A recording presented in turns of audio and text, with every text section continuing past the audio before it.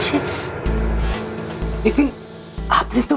जी हाँ, मैंने 20 कहा था, लेकिन अब यमराज जी की हालत बहुत गंभीर हो गई।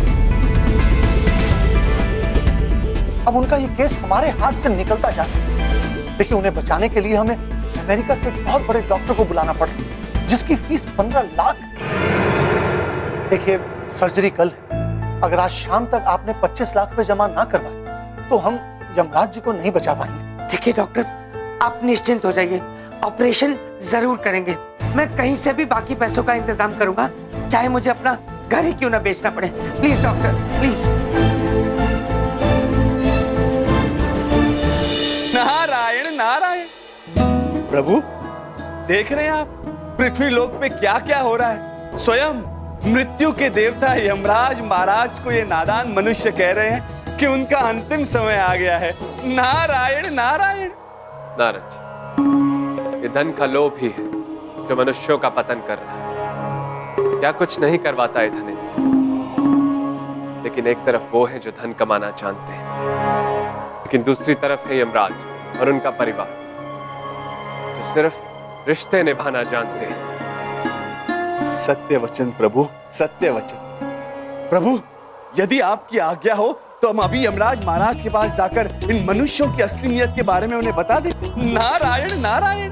नहीं नारद जी, यमराज और उनके परिवार को इस परीक्षा से गुजरने दीजिए। हमें पूर्ण विश्वास है कि उन्हें इस परीक्षा से बहुत कुछ सीखने को मिलने वाला है। नारायण नारायण। जैसी आपकी आज्ञा प्रभु। आओ आओ आओ, यम सर ऑपरेशनल फंड के अंदर पैसा डालो और पुण्य कमाओ, या फिर हड्डी पसली छुड़वाओ। आओ आओ बाला, किधर आओ, इधर आओ, इधर आओ। अच्छा एक बार बताओ, क्या चाहते हो? पुण्य कमाना चाहते हो, हड्डी पसली? नहीं भैया, पुण्य कमाना चाहते हैं। पुण्य पक्का? शाबाश, बहुत बढ़िया, तालियां बेटा। जाओ जाओ जाओ जाओ, आओ आओ आओ। अरे आओ, फंड दो, पुण्य वाला कर लो, जल्दी आओ। देखो देखो, जो भी डोनेशन देगा उसे 95% वाला रोहित पढ़ाएगा, केमिस्ट्री फिजिक्स मैथ सब। हाँ, और जो भी डोनेशन देगा मैं प्रॉमिस उसे कोई सवाल नहीं पूछूंगी।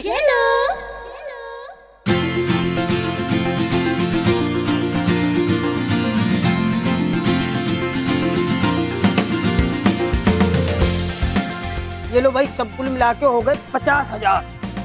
50,000? ये समझ लो कि 75,000 तो पूजनीय मामा जी दे देंगे यूं करके। इधर देखो, उधर देखो, इधर देखो। ऊपर वाला ना सब देख रहा है। आप लोगों की मेहनत वेस्ट नहीं जाएगी। यम सर के लिए मेरी तरफ से भी 60,236 रुपए का कंट्रीब्यूशन।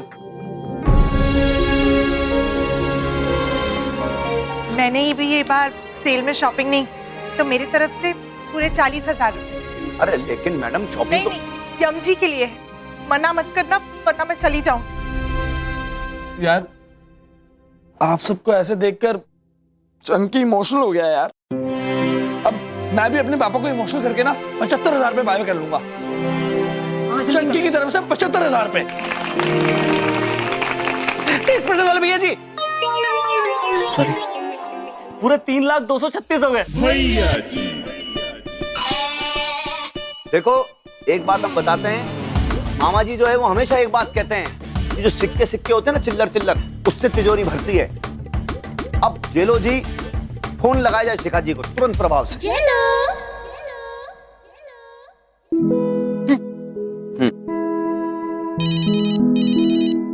हाँ चलो। हेलो शिखा, अरे हम बोल रहे हैं मामा जी के फेवरेट भांजे, भैया जी बोल रहे हैं। हाँ देखो शिखा, ऐसा है, तुम्हारे मामा जी के इलाज के लिए हमने पूरे 3 लाख रुपए इकट्ठे कर लिए हैं। हाँ, relax. Thank you so much. नहीं नहीं नहीं नहीं, देखो थैंक यू मत बोलो, हम उनको कुछ भी ना होने देंगे बस। सब ये बताओ कि डॉक्टर साहब क्या कह रहे हैं अभी, और कितने पैसों की जरूरत है? अब पापा ने 10 लाख अरेंज किया है और आप लोगों ने 3 लाख। हाँ, लेकिन हॉस्पिटल वाले 35 लाख मांग रहे हैं।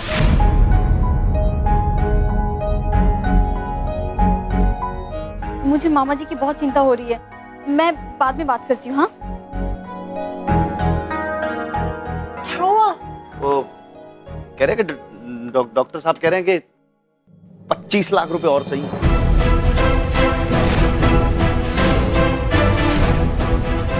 क्या?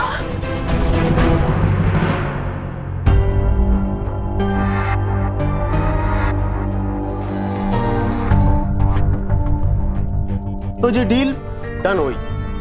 जल्द ही आपका घर मेरा हो जाएगा। टोकन मनी 15 लाख रुपया। लेकिन मुझे तो 20 लाख रुपयों की जरूरत है। 20 लाख? भाई साहब जी, मैं इतने ही दे सकता हूँ। लेने हो तो लीजिए, वरना कोई बात नहीं। चाहे आसमान और जमीन एक करना पड़े, चाहे हमें अपनी जान जोखिम पे लगानी पड़े, लेकिन हम यम सर को बचा के रहेंगे। अब सुनो सब लोग हमारी बात। सब लोग अपना हाथ दो और हमारा साथ दो। लो।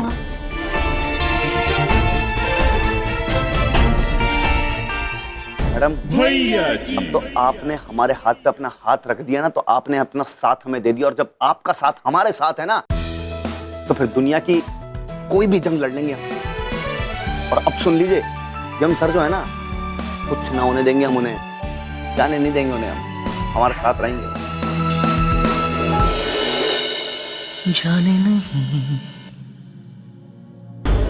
प्रभु, हम अपनी कर्म पुस्तिका पढ़ रहे थे, लेकिन इसमें इस अस्पताल से किसी भी रोगी का नाम शामिल नहीं है उस सूची में जो रोगी अब यमलोक आने वाले हैं। क्या कह रहे हैं चित्रगुप्त जी प्रभु? विचित्र बात है। इसका अर्थ ये हुआ कि धनंजय पुत्र मनुष्यों को मृत्यु का डर देकर उनका इलाज करते हैं, और ये बात अनुचित है। ऐसे केवल हृदय कमजोर होता है, इरादे मजबूत नहीं होते। और यदि मनुष्य अपने भोजन पर, अपने स्वास्थ्य पर ध्यान दे, तो यमलोक आने की तिथि वैसे ही टाल सकते हैं, है कि नहीं चित्रगुप्त जी? चित्रगुप्त जी, क्या हुआ? प्रभु, किंतु एक मनुष्य ऐसे जरूर है जिन्होंने अगर अपने कर्म नहीं बदले तो जरूर यमलोक आएंगे। कौन है वो? भैया जी ब्रो। भैया जी? जी प्रभु। चित्रगुप्त जी, हम विधि के विधान को तो नहीं बदल सकते, किंतु भैया जी ब्रो को सचेत अवश्य हो सकते हैं। हम तो वचनबद्ध हैं, यहां से निकल नहीं सकते, लेकिन आप जाइए और भैया जी ब्रो को ये कार्य करने से रोकिए। जैसे आज्ञा।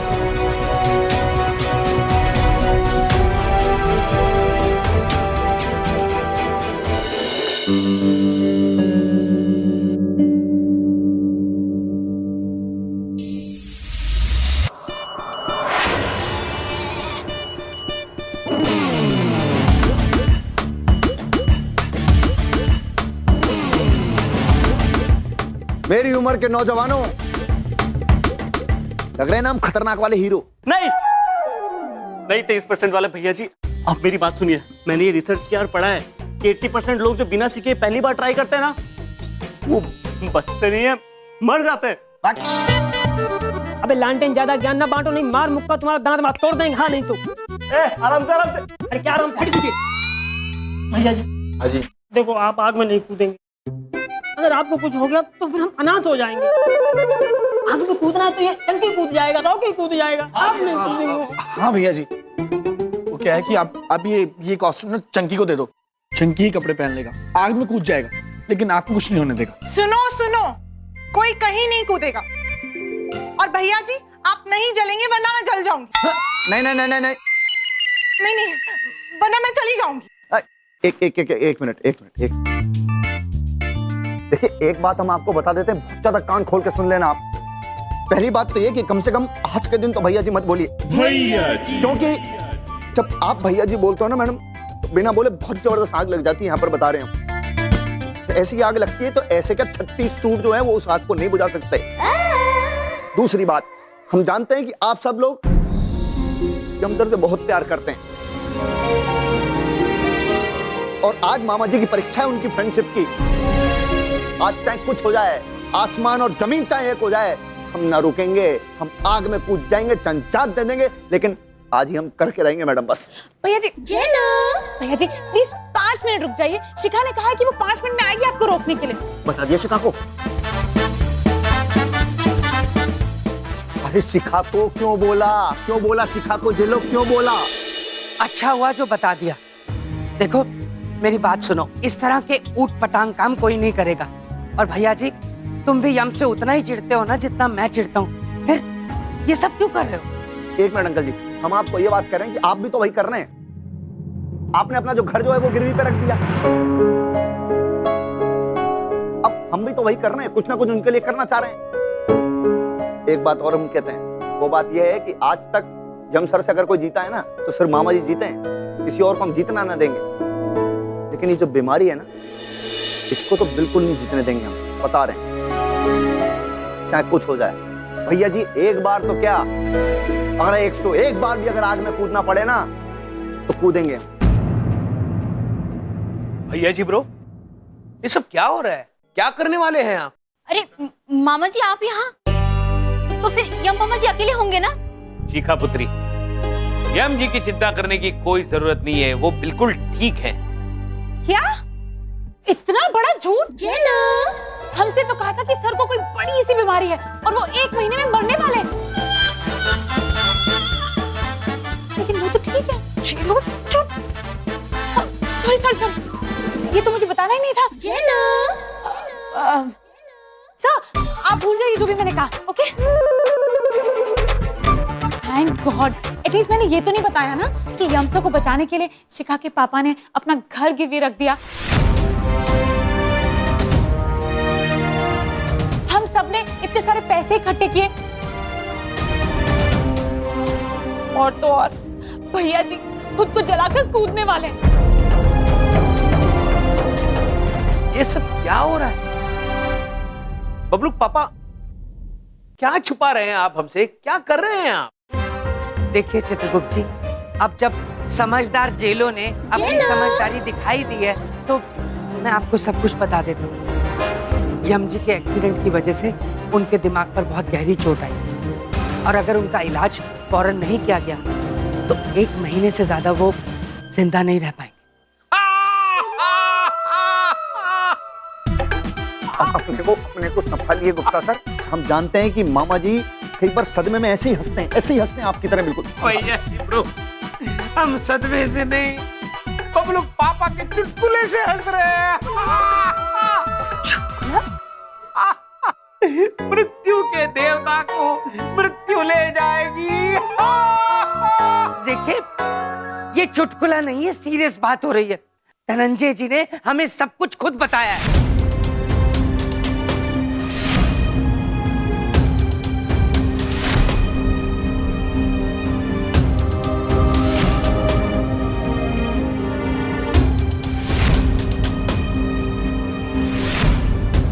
अब समझ में आया तुम्हें कि कितनी तबीयत खराब है यमराज की? अब तो हमें चिंता प्रभु के तबीयत की नहीं, बल्कि धनंजय के तबीयत की हो रही है। अब जो करना है प्रभु ही करेंगे। पागल हो। वैद्य जी, ये क्या हो रहा है हमारी समझ में नहीं आ रहा है। हम भली भांति जानते हैं कि हमें कुछ नहीं हो सकता है, फिर भी हमारे प्रियजनों को भयभीत करके उन्हें परेशान किया जा रहा है। क्यों? कष्ट करेंगे हमें बताने की। दरअसल बात यह है कि धनंजय ने इस हॉस्पिटल को दुकान बना दिया है। यहाँ पर आए हुए सभी मरीजों को वो मरने का डर बेचकर उसे पैसे ऐंठते हैं।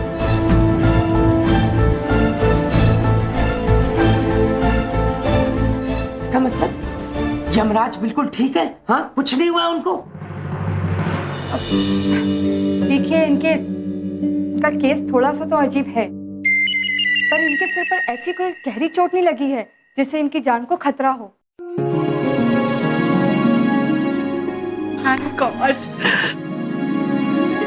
पर धनंजय सिर्फ आप लोगों के साथ ही नहीं, यहाँ पर आए हुए सभी मरीजों के साथ ऐसा ही करते हैं।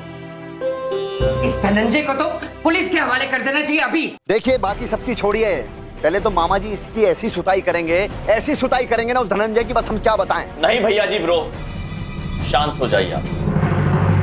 हिंसा किसी भी चीज का समाधान नहीं हो सकती। हिंसा से सकारात्मक बदलाव नहीं आता है, बदलाव आता है प्रायश्चित से, पश्चाताप से, पछतावे से।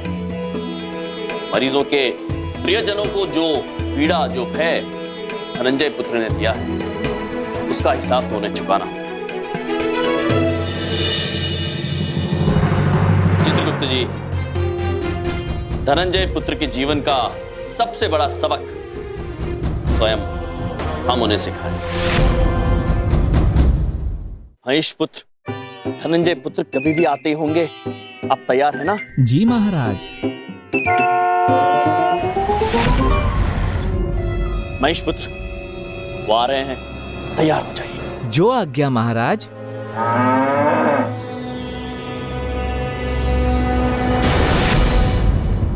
अद्भुत। आज्ञा दे महाराज, हम व्याकुल हैं उस बालक को सबक सिखाने के लिए। अद्भुत महेश पुत्र, बस इतना ध्यान रहे कि उस बालक को चोट ना पहुंचे। जी महाराज।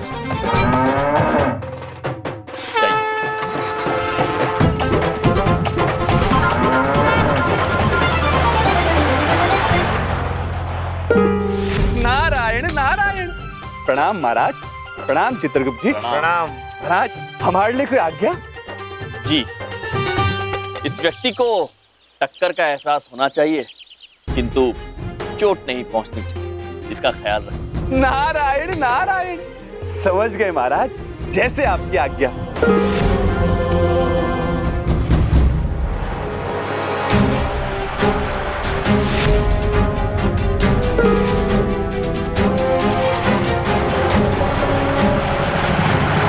नारायण नारायण।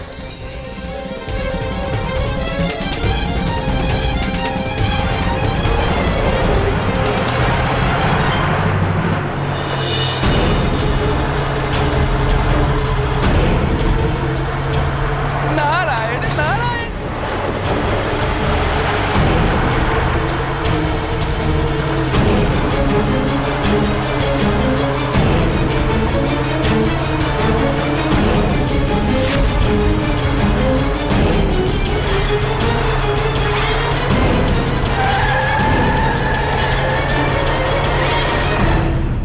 नारायण नारायण।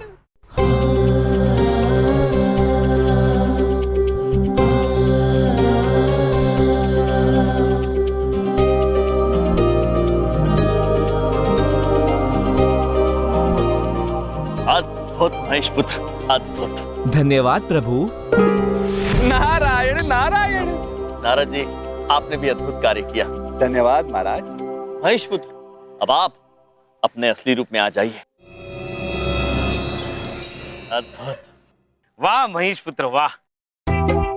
भले तुम दिखते कैसे भी हो, कभी कभी बड़े काम आ जाते हो।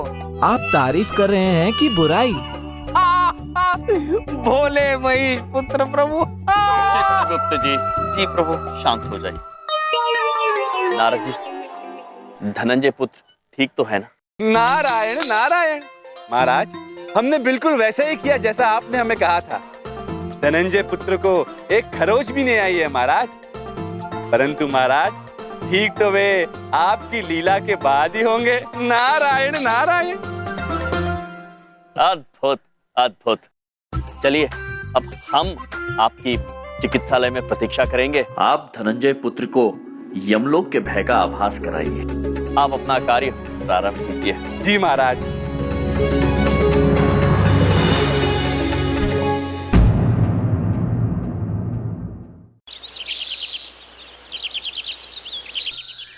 नारायण नारायण। श्रीमान जी, श्रीमान जी, होश में है श्रीमान जी। श्रीमान जी, कुछ तो बोलिए। ये क्या हुआ अचानक? ये मेरा सर इतना भारी क्यों लग रहा है? श्रीमान जी, आपके वाहन की एक दूसरे वाहन के साथ गंभीर टक्कर हुई। इतनी गंभीर श्रीमान जी कि आप भय के मारे बेहोश हो गए। परंतु श्रीमान जी, आपको कुछ भी याद नहीं है। नारायण नारायण। अब श्रीमान जी उठिए, श्रीमान जी उठिए, उठिए श्रीमान जी। हमें तो लगता है कि दुर्घटना की वजह से आपके बुद्धि पे गहरी चोट लगी है। नारायण नारायण।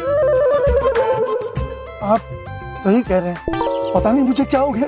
भाई साहब, प्लीज भाई साहब, मुझे हॉस्पिटल ले चलेंगे प्लीज। देखिए, बदले में मैं आपको 1000 रुपए दूंगा। प्लीज प्लीज भाई साहब। ओया ओया, अब देखिए, ये तो हमारा फर्ज है, कर्तव्य है, और इसके बदले हमें आपसे कोई रुपए नहीं चाहिए।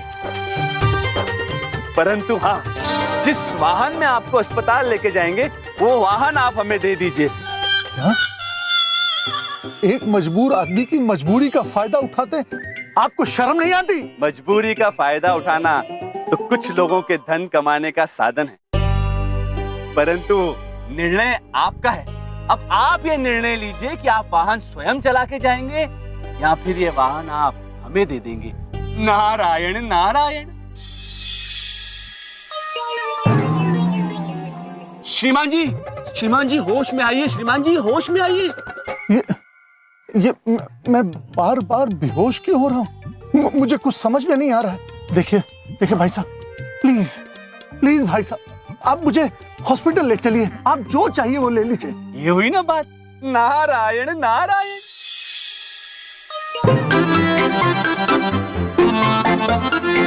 आप लोग बिल्कुल भी चिंता मत कीजिए। इन्हें सबक सिखाने के लिए आपने जो कुछ भी मुझे कहा है, मैं बिल्कुल वैसा ही करूंगी। पर मुझे एक बात बिल्कुल समझ नहीं आ रही है कि ये अपने आप कैसे बेहोश हो गए और अब इन्हें होश में कैसे लाएंगे? उसकी चिंता आप मत कीजिए, उसके लिए नारद जी है ना। नारायण नारायण। नारद जी? यहाँ तो कोई नहीं है।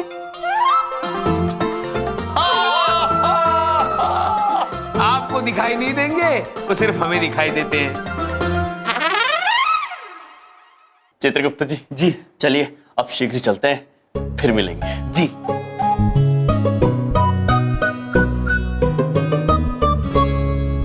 धनंजय के इलाज के बाद ना इन दोनों का चेकअप भी करना पड़ेगा। हाँ। नारायण नारायण।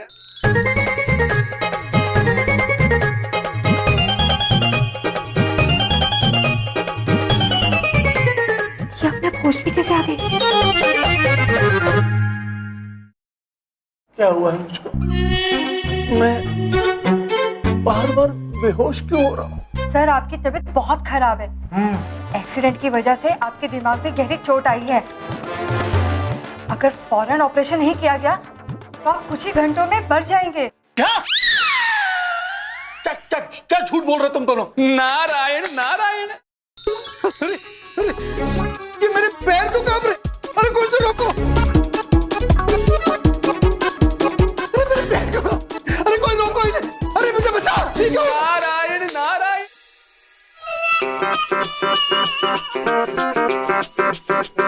सर, मैंने आपसे पहले ही कहा था कि बीमारी बहुत सीरियस है। अगर सीरियस है तो आप लोग किस चीज का वेट कर रहे हैं? अरे जल्दी से मेरा ऑपरेशन शुरू करवाइए। ऐसे नहीं सर, फ्री में ऑपरेशन करना मैंने बंद कर दिया है। मैंने भी। और अगर अब मैं ऑपरेशन करूंगी तो मुझे उसके लिए आपका घर चाहिए। और मुझे साबुन की फैक्ट्री। बहुत घटिया कट कर रहे हो तुम दोनों। सर, आप ही से सीखा है ये सब। नारायण नारायण।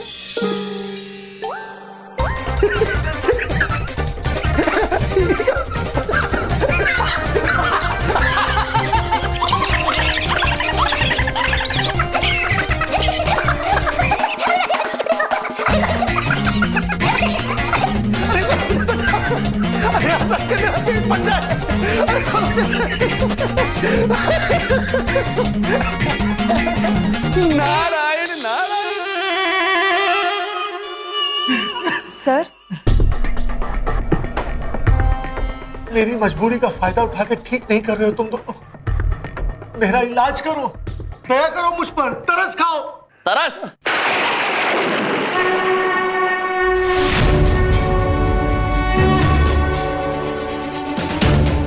अद्भुत बात है ये पुत्र कि आप तरस और दया जैसे शब्द और उनका अर्थ भी जानते हैं।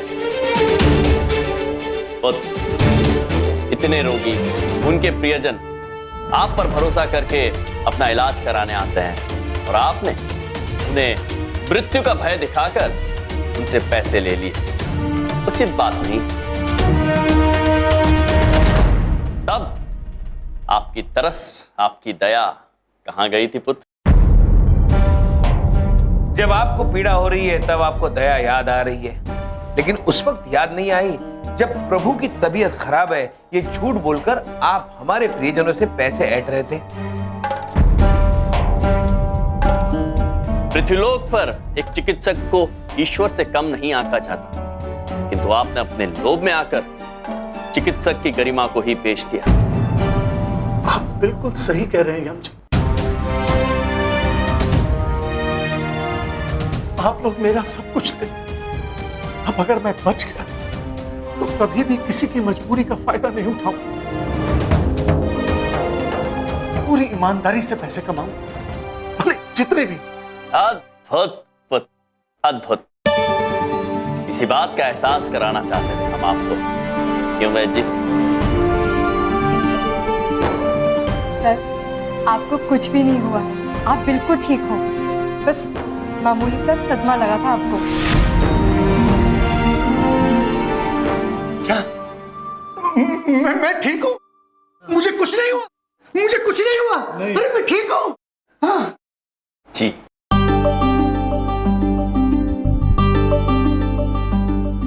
मैं समझ गया आपने ये सब क्यों किया। मुझे सबक सिखाने के लिए। यकीन मानिए अब मेरी तबीयत पहले से बहुत बेहतर है, क्योंकि मेरा दिमाग ठिकाने पर आ गया। अब बस मुझे माफ कर दीजिए। नहीं पुत्र, क्षमा हमसे नहीं, उनसे मांगिए जिनका आपने दिल दुखाया।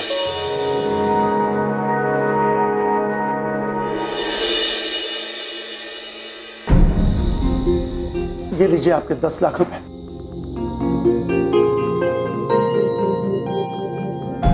यम जी ने बताया कि आपने अपना घर भी गिरवी रख दिया। आप बिल्कुल चिंता न करें, मैं आपको आपका घर वापस दिलाऊं। आज यम जी की वजह से मुझे इस बात का एहसास हुआ कि मैंने जो पैसा कमाने के लिए डर आप लोगों के दिल में बैठा दिया, वो एक बहुत ही घटिया हरकत। हो सके तो आप लोग मुझे माफ कर दीजिए। अरे हम तो ये बात नहीं समझ पा रहे हैं कि एकदम से यम सर ने ऐसा कौन सा पाठ पढ़ा दिया, एकदम से तख्ता पलट सा हो गया फट से। प्रभु की लीला अपरंपार है, मामा जी को समझ में नहीं आएगा भैया जी ब्रो। चलो खुदीराम, इस अस्पताल के आधे से ज्यादा मरीज बिल्कुल ठीक, हमें उन्हें फौरन डिस्चार्ज देना है। आज से इस हॉस्पिटल में सिर्फ समाज सेवा होगी।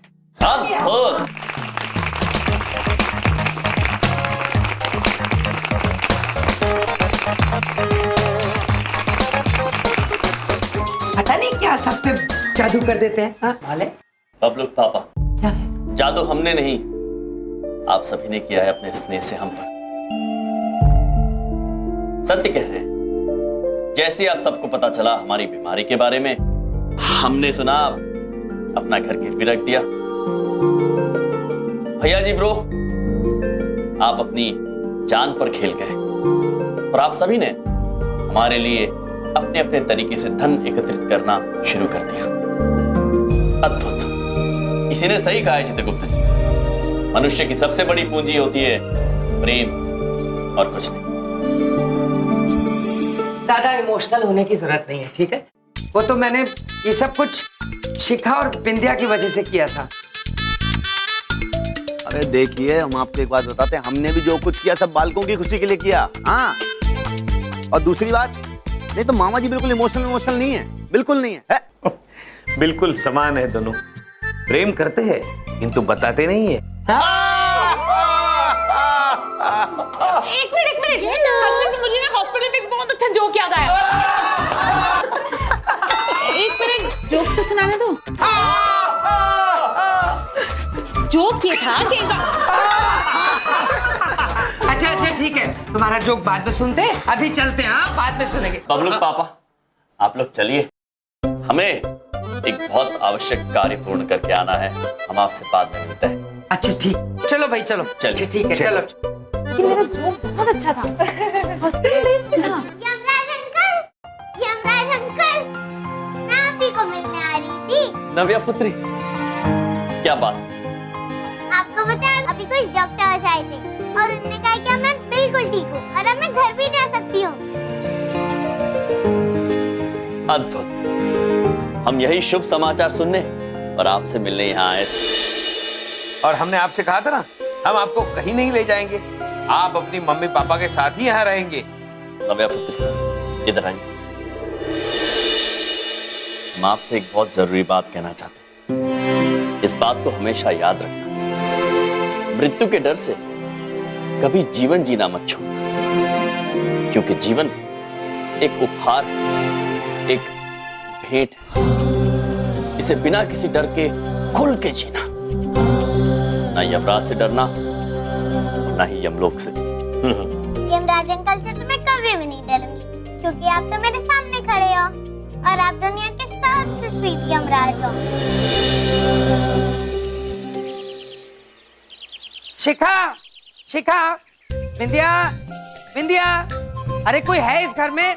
बिंदिया, शिखा। पापा, मम्मी वैष्णो देवी गई, आप भूल गए? ओ, मुझे आदत पड़ गई है घर में घुसते ही आवाज लगाने की। हाँ, अच्छा कोई बात नहीं। देखो मैं क्या कमाल की चीज लाया हूं, ये देखो।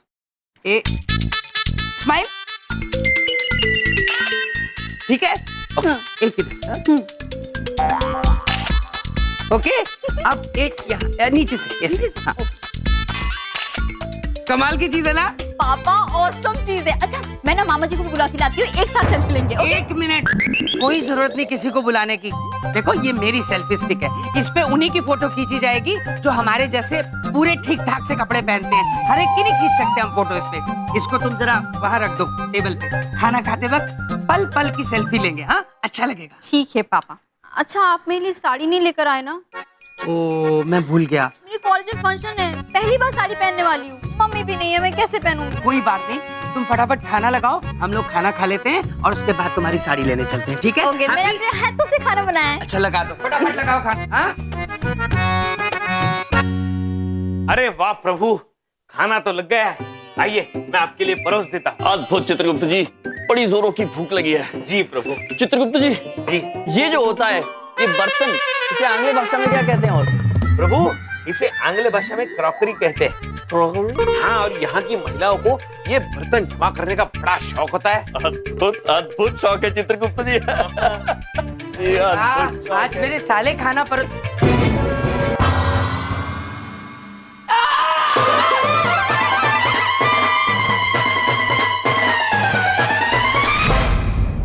ये क्या कर दिया? मेरे मोबाइल से खाना परोस रहा। क्या हुआ? पागल हो गया क्या? क्षमा कीजिए बबलू, ध्यान नहीं रहा, ध्यान नहीं रहा। ये मेरी सेल्फी स्टिक से खाना परोस रहे हो? चित्रगुप्त जी, सेल्फी स्टिक? प्रभु, सेल्फी स्टिक अर्थात? ये अर्थात बाहर में गया तुम्हारा अर्थात। मेरे मोबाइल और सेल्फी स्टिक को चावल के साथ मिला के खाने वाले थे क्या? अरे पापा, मैंने पहले कहा था कि मामा जी के साथ एक सेल्फी ले लीजिए, तो उनको पता चल जाता है ना कि इसके साथ क्या करना होता है। आप ही नहीं माने। और वैसे भी हमारे भगवान समान मामा जी के साथ आप जब बुरा करते हो ना, आपके साथ भी कुछ ना कुछ उल्टा हो ही जाता है। अरे तुम भगवान से डरो शिखा, तुम इस मौके पे भी मामा जी की साइड ले रही हो। अरे मेरा तो पूरा परिवार ही उल्टा है। आप बैठ जाइए, खाना खा लीजिए, उसके बाद हम साड़ी लेने चलेंगे। नहीं जाएंगे साड़ी लेने, तुम्हारे भगवान जैसे मामा जी के साथ जाओ, साड़ी लेके आओ। हाँ, मुझसे मत बात करो। और हाँ सुनो, खबरदार, तुमने अपने मामा जी के साथ उधारी करी, इनकी उधारी पे साड़ी नहीं लेना। पैसे हैं मेरे पास, ये लो पैसे, और इन पैसों की साड़ी लेके आओ। समझ में? कहाँ मैं पागल हो चुका हूँ, कहाँ जाना है मुझे? पापा, पापा। शिखा पुत्री, हमसे गलती हो गई, गलती से ये। कोई बात नहीं, जाने दीजिए। वैसे आप दोनों चलेंगे ना मेरे साथ साड़ी लेने? अवश्य अवश्य चलेंगे शिखा पुत्री। आज पहली बार चित्रगुप्त जी और हम साड़ी लेने चलते हैं, लेकिन उससे पहले सेल्फी स्टिक से खाना तो खिलाई।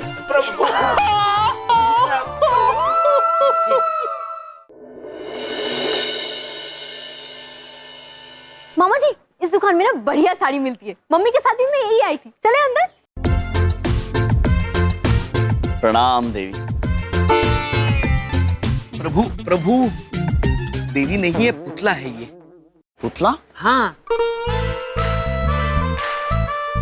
याद है प्रभु, हम चंद्रपुरी में पहली बार आए थे, तब क्या हुआ था? प्रणाम। प्रणाम। ये श्रीदेवी नहीं है, श्रीदेवी है, लकड़ी का पुतला है ये।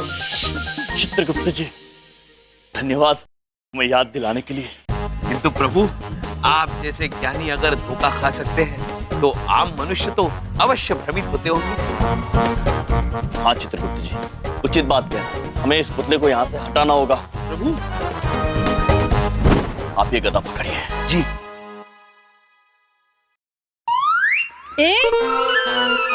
चित्रगुप्त जी, ये पुतला तो बोलने वाला पुतला है। ये क्या बदतमीजी है? चित्रगुप्त जी, प्रभु ये पुतला नहीं है, देवी है, देवी।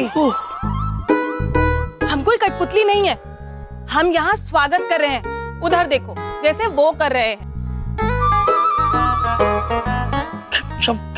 क्षमा चाहते हैं देवी, क्षमा चाहते हैं। हमसे समझने में भूल हो गई। पहले हमने एक बार एक पुतले को देवी समझ लिया था और आज एक देवी को पुतला। क्षमा चाहते हैं। चलिए चित्रगुप्त जी। चलिए प्रभु, स्वागत हो गया। क्षमा क्षमा क्षमा।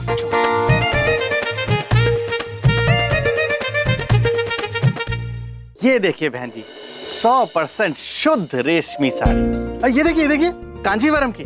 देखिए, अरे ये तो आपने देखी नहीं, ये देखिए बनारस की एकदम शुद्ध प्योर साड़ी 100%।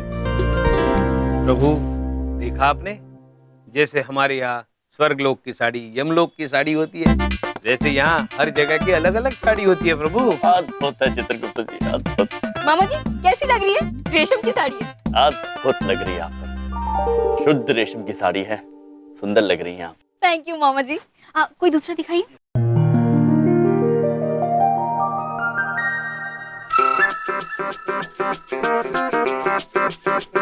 प्रभु वो देखिए, पुरुष साड़ी पहन रहा है। प्रभु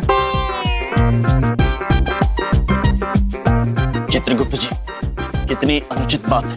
प्रतीत होता है इस व्यक्ति को ज्ञात ही नहीं है कि साड़ियां केवल महिलाएं पहनती हैं। आप जाइए और इससे पहले कि लोग उन पर हंसना शुरू करें, उन्हें रोकिए। जैसी आज्ञा प्रभु। शीघ्र। पुत्र पुत्र रुक जाओ, ये तुम क्या कर रहे हो? ये साड़ियां सिर्फ महिलाएं पहनती है, आप क्यों पहन रहे हो?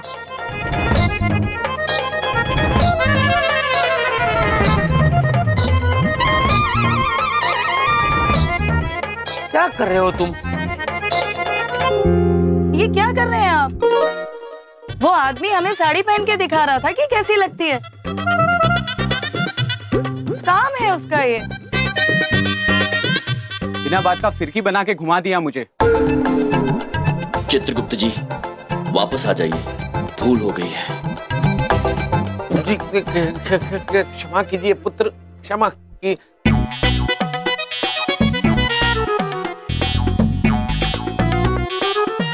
ये रही आपकी शुद्ध रेशम की साड़ी,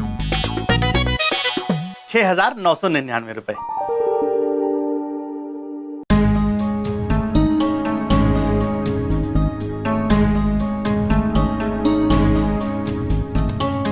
रुकिए शिखापुत्री, ये साड़ी शुद्ध रेशम की नहीं है, नकली है।